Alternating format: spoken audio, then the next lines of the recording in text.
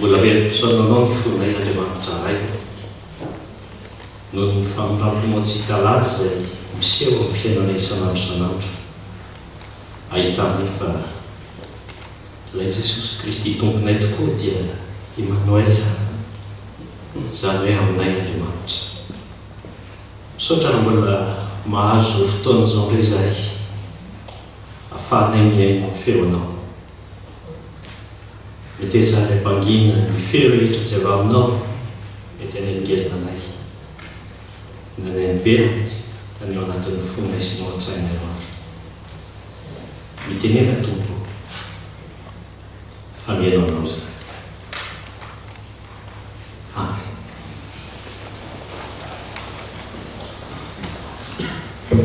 Nilaza fanoarana tamin'ny mpianany sy tamin'ireo mpanatrika ny fotoana izay nampianarana eto Jesosy Kristy tompo. Ary ny nanombohana izany fampianarana izany dia teny hoe ny jamba va mahataridalana ny jamba, tsy hianjairany akady va izy roroa. Ary izay teny izay dia hitantsika matetika naverin'ny tompo izy ohatra raha nampianatra. Ary hitantsika ny amin'ny bokin'ny Matthieu zany izay nandraisany ihany koa fampianarana isan-karazany mikasika ny lalàna, ny fampiarana izany lalàna zany teo amin'ny fiainan'ny vahoakan'Andriamanitra isan'andro san'andro. Ny teny izay nolazainy teto dia atao aorian'ny nanaova mpianatra fanamarihana, satria somary enjakenjana ihany ny tenin'ny tompo, tsy miambamba. Ary zany moa zavatra tsy mahagaga satria Jesosy Kristy dia ilay teny tonga nofo, ary tenin'Andriamanitra tsy misy kilema, izany hoe tsy misy miolakolana, tsy misy miodikodina, fa rehefa miteny Andriamanitra dia tanterahana ilay izy, tsy misy fampiarahana amin'ny ratsy na karazana alemena kely tsy maninona rehefa dia alao ahodina ohatra azy. Tsy misy fanodinana ny tenin'Andriamanitra, fa Jesosy Kristy raha tanteraka ao aminy ny teny fikasan'Andriamanitra rehetra sy ny teny fampitandremana amin'ny Andriamanitra ao amin'ny testamenta taloha, dia izy ilay atao hoe teny tsy misy kilema.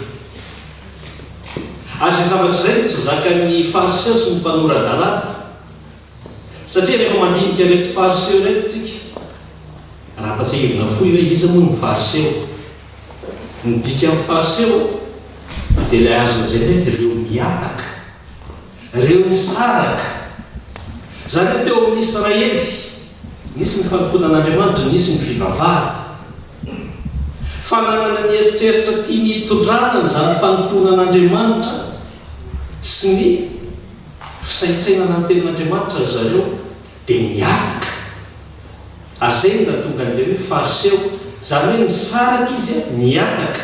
nanana ny fomba isainany ny tenin'Andriamanitra. Ary hitantsika rehefa mamaky soratra masina tsika mahita nisy maro ary tena etsana ny tenin'ny tompo tamin'izy ireo, satria raha ny tenin'Andriamanitra ao amin'ny lalàna manao hoe tiava ny rainao sy ny reninao, manajary ny rainao sy ny reninao. Dia izany hoe rehefa diniantsika izay, rehefa mametitsika any amin'ny Deutéronomie, any amin'ny lalàna mamaritra hoe ahoana no mampiarana izany, dia izao meo ny ajany ireo ray aman-dreninao ireo. Ireo ray aman-dreninao ireo ankatoavy, ary amin'ny fahanterany dia anjaranao no miandraikitra azy. Izay nametrahany tompo azy. Dia ny fariseo nahodiny ilay izy, dia hozy izy hoe ny anay ny voalohany indrindra aloha dia alainy tsy pilipilina hoe nareny ditaly eny raha ny taina fantatsika tsara izay manao lakozia. Dia tena jerena mahitsy hoe hatraiza ny fahafolony dia tia no atolotra an'Andriamanitra. dia adinin'izy ireo lay fitiavana tokony ho aseho amin'ray aman-dreny. dia misy zavatra maro nanankianany tompo ny farisa sy ny mpanoradalàna amin'izay fomba fijery ny tenin'Andriamanitra zay hoe izy ihany no manao la interprétation an'ilay tenin'Andriamanitra, zay tiany hevitra tiany avoaka anamariny ny fisainany a, izay no ahafantarany tenin'Andriamanitra. Ary zay nanankenany tompo azy. Ary ny teny eto zay nitenenany tompo raha nanombotra fanoarana izy ka niteny hoe nijamba ve mahataridalana ny jamba. Dia ao anatin'izay fanakianana nataon'ny tompo tamin'ny fariseo zay, raha majerentsika ny teny ity teny ity arak'izay tantaran'ny Matio azy amin'ny Matio 7 dia mahita sika ny tenin'ny tompo tamin'izy ireo. Ny jamba tsy afaka hitarika ny jamba. Ary hoy ny mpianatra hoe tompo mafy loatra ny teninao, tezitra ny fariseo. dia hoy ny tompo taminy hoe jamba ireo miala aminy, fa tsy misy jamba afaka mitarika olona, fa raha jamba samy jamba no mifampitatana dia mivarina ny akady. Zany hoe tiany tompo apetraka amin'izay zavatra izay, lay tenin'Andriamanitra izay natao ho fanazavana hitondra ny jiro eo amin'ny fiarahamonina. Rehefa ahodinao izy tsy vitany manjobo, fa tena lasa aizina ny tenin'Andriamanitra. Ary zay no mahatonga ny olona matetika rehefa manome izay heviny tiany omena azy ny tenin'Andriamanitra dia tsy mitondra fiainana intsony fa lasa fahafatesana. Ny tenin'Andriamanitra manome antsika fahalalana. Hoy ny Paoly tamin'ny Galatiana hoe ho amin'ny fahafahana ny antsonanareo rahalahy. Zany eo amin'i Jesosy Kristy nafatesany teo amin'ny hazo fijaliana, anafaka antsika amin'ny ota, anafaka amin'ny aizina sy zay rehetra saina amin'ny maha-olombelona fotsiny. Fa raha ohatra ka ahodintsika ilay tenin'Andriamanitra tsy mitondra ho amin'izay fahafahana amin'ny ota zay, azay mahatonga ny olona matetika mamaritra lalàna vaovao. Misy zavatra zay tsy ambaran'ny tenin'Andriamanitra fa matetika ny olona mametra azy. Raha mamaky ny Kolosiana nareo dia mahita tsara ny amemperan'ny apôstôly Paoly ny Kolosiana hoe olona afaka ianareo, ary amin'izay fahafahana zay tariny fanan'Andriamanitra, fa tsy mijanona eo ambanin'ny fandidiana sy fandrarana isan-karazany. Dia navotra ny apôstôly Paoly tsara tamin'izay hoe misy ireo olona mandrara tsy hanambady, kanefa namoronan'Andriamanitra tsika olombelona dia anorina tokantrano. Ny céliba ao amin'ny fijerin'Andriamanitra exception. Fa teo Kolosiana dia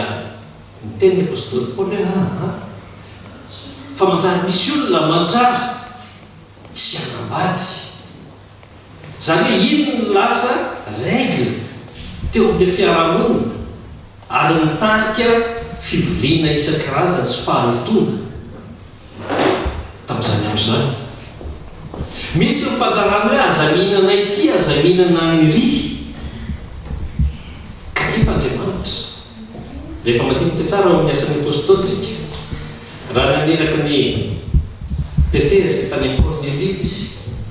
dia naseho an'Andriamanitra tsara lay avy any an-danitra, lay tsy lehibe misy ny biby rehetra ary nytenen'Andriamanitra tamin'ny hana. Zany hoe tsy misy fandrarana fa mila hanina ny fisaorana sy raisina ny fahasoavan'Andriamanitra. Zay lay fahalalahana zay ny tian'Andriamanitra omena. Ary ny olana dia zao tia ny fariseo dia nametraka lalàna isan-karazany zay na izy ara tsy mahazaka azy dia ady lay hoe miaina ary nasaintsika akehitriny hoe sao mamela sy mamaritra zavatra tsy araka n'Andriamanitra tsika indraindray dia ny fiainantsika lasa lalàna fotsiny ary rehefa izay lalàna zay dia matetika manosika ny sasany tsy anatina n'Andriamanitra hoe ay le fivavahana kristianina le fanarahana Jesosy Kristy zavatra fandrahana ny zavatra voalohany indrindra hanambarany ten'Andriamanitra antsika dia masina Jehovahandriamanitra ary naoka ianareo masina tahaka ny Jehovahandriamanitra reo ny zavatra alan'Andriamanitra dia ny ota ny fantikana ny lalàn'Andriamanitra dia miverina eto amin'ny fariseotsika hoe mametraka ny lalàna isan-karazany zay tsy zakany ary mametraka ny lalàna teo amin'ny vahoaka n'Andriamanitra dia niteneniny tompo hoe jamba mitarika jamba izy dia mametraka ny tompo tsara inona ary ny zavatra tokony iainan'izy ireo mba hahiratra izy dia tetarika anao rehefa ny an-trano mamaky ny Matio 5:7 zay ahitana ny ambaran'ny leoketo ary tao nanambaran'ny tompo tsara mihitsy hoe ry fariseo ary miseho ny izy moa le teny ry amin'ny diny fa 2:7 ry mpiatsara velatsia izay le fariseo azotsika izy ny mpampianatra teny malagasy ny lalina tsara ny amin'izany hoe mpiatsara velatsia ny fandraisana azy dia tahaka ny tsia dobla fasy misy le ivelany izay madio iny no apetraka rehefa isakafo dia eo no ataony zavatra rehetra dia misy le fanambanana misy ny olona fanambanana zany hoe maloto fa ny zavatra miseho dia zao le endrika ivelany azy no asehony fa tsy tena tsy le maizy azy ary zay nikian'ny tompo amin'ny fariseo eto ry mpiatsara velatsia ny zavatra mahamatymaty anareo ny zavatra imasoanareo dia ny endrika ivelany ny fanoarana an'lesiny teto nahoana moa ianao izy no miteny amin'ny rahalahinao hoe hafahafa zany fijerinao zany tsy ahitanao dia iny satria misy sombon-kazo kely eo amin'ny masonao ao esoriko io dia mahita tsara ianao ohatran'izay ny fariseo ny zavatra tsy hitany anefa izy koa mba misy zavatra manelikelina ny masony mandiso ny fijeriny problème de vue zany dia le fariseo nieritreritra hoe afaka hanala le sombon-kazo kely ataontsika tahona fikasika eo amin'ny mason'ny rahalahiny kanefa tsy hitany fa ny masony misy andrika ezabe tsy afaka nalany mihitsy izy fa atao hoe catastrophe izy izy fitenenana lapa raha te hanala le sombon-kazo ao mason'ny rahalahiny izy satria misy andro eo amin'ny masony dia inona zavatra nataoko tsy le sombon-kazo no hitany fa andeha nitoerakafa ny tanany mety akadrobaka amin'ny mason'ny rahalahiny mety zavatra hafa no tanteraka zany hoe tsy afaka ny anatanteraka an'le izy mihitsy izy izay no tenen'ny tompo tamin'izy ireo zany hoe alohan'ny hikarakarahanao ny rahalahinao dia mandehana aloha amboary ho lavorary ny fiainanao ary ny fampianarana rehetra nomen'ny tompo ao amin'ny Matio 5:7 dia zay foana raha misy zavatra ataonao anatrika an'Andriamanitra anompo an'Andriamanitra ate anatina an'Andriamanitra ianao mialohan'izany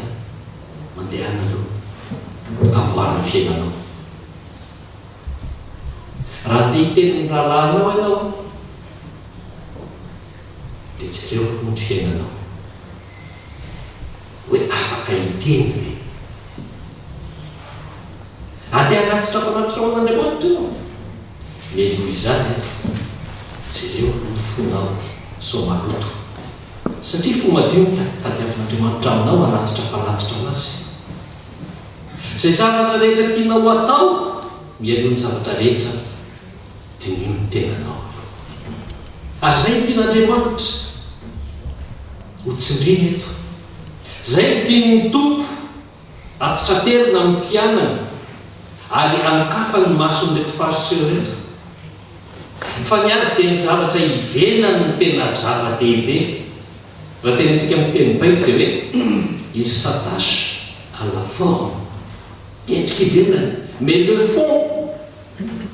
adininy dia hoy ny tompo rehefa madinika ny eo amin'ny Matteo 5:20 fa 7 tsika tsy izay mivoaka amin'ny vava tsy izay ataonao ivelany aloha akory tsy izay miditra amin'ny vavanao no mahaloto anao zany hoe tsy le aspect extérieur tsy le endrika ivelany fa zao zay mivoaka amin'ny vava dia avy amin'ny fo ka izany no mahaloto ny olona zany hoe le ota mamatotra antsika io le zavatra tian'andriamanitra hoentitsika ho potitry ny azo fijaliana mba hanafahany atsika tsy le ty ivelany fa eo anatin'ny fotsika ozy izy ny tompo hoe zay avy amin'ny fo izany no mahaloto ny olona dia teo koa nipotsipotsiriny tsara mihitsy tamin'ny fariseo avy eo amin'ny fo no ivoahan'ny sain-dratsy likotrera ato raha misy olona amono olona na ny zavatra hitantsika isan'andro amin'ny vaovao reny le fon'le olona maloto mahatonga azy te hamono no mifankalana no ny fitseritana avy amin'ny fo ny ivoahan'ny sain-dratsy olo tompo dia ny vonon'olona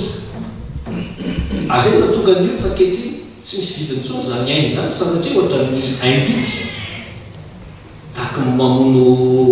biby sy anina rehetrarehetra za mamono olona zany misy olona tsy mieritreritra tsony ainy ty otsoako ty le fo maloto mahatonga an'izay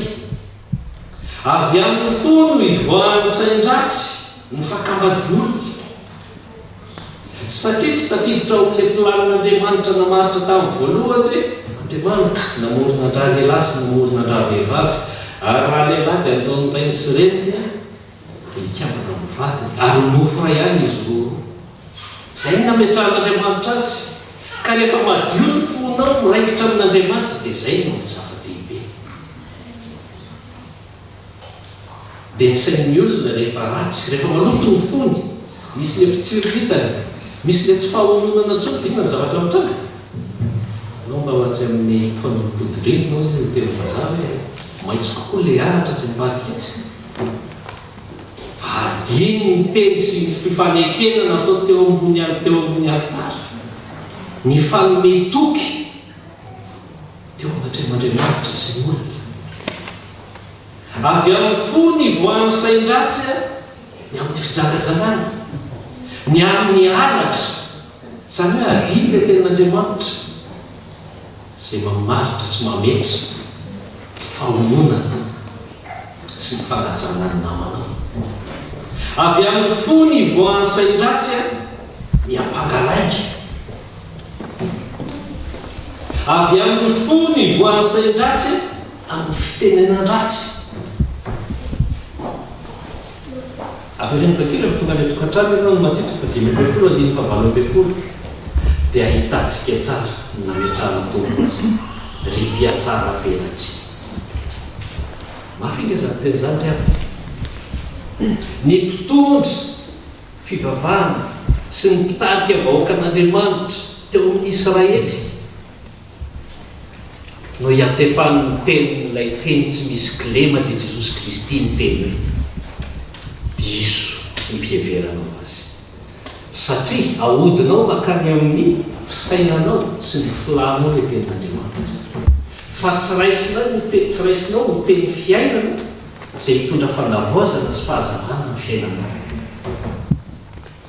Ka amin'ity tolakandro ity dia tesarika asantsika tsara ny avy ny tenako. Tsika izay natsony ny tompo ny vavolombelona efa nandray ny tenin'ny fiainana ary natsony hiaina izany teny izany ny fiainantsika isan'andro isan'andro. Mba tsy ho antsika tsirairay avy hoe mety efa ny tenin'ny tompo hoe repiatsara volatsika ho sanatry avitsika izany. Fa tena ho mpianatra ny tompo izay mandray izay teny izay,